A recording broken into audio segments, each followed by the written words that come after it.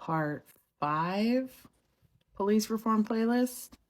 Let's talk about training.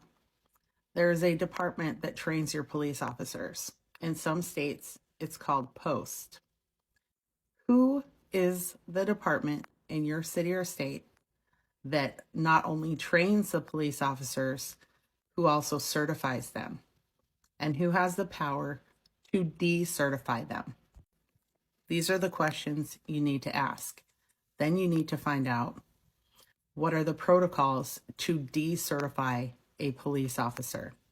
Who is in charge of investigating the police officers who are accused of officer misconduct? Who investigates them?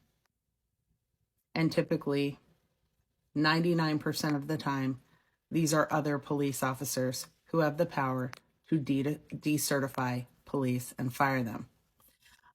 Typically, the only person in a city who can fire a police officer is the chief of police. And the only person who can fire the chief of police is the mayor. These are important things you need to remember.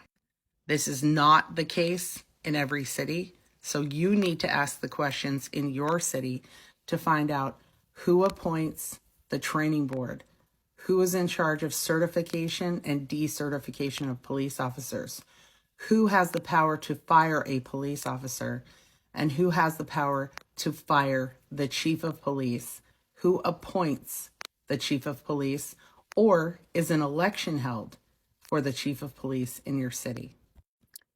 Training is the most important piece of this.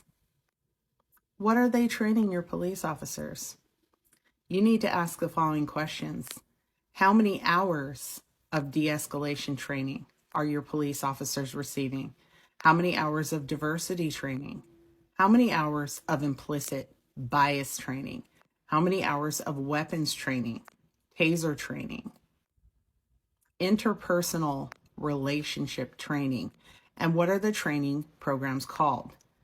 In some cities, it's called Blue Badge of Courage. In some cities, it's called Arbinger training.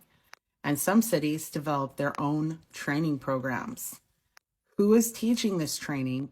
And you need to ask for a complete breakdown of how many hours they get of each class.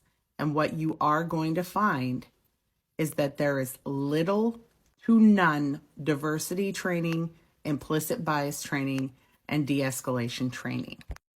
One police department that I talked to said they get diversity training every 4 years.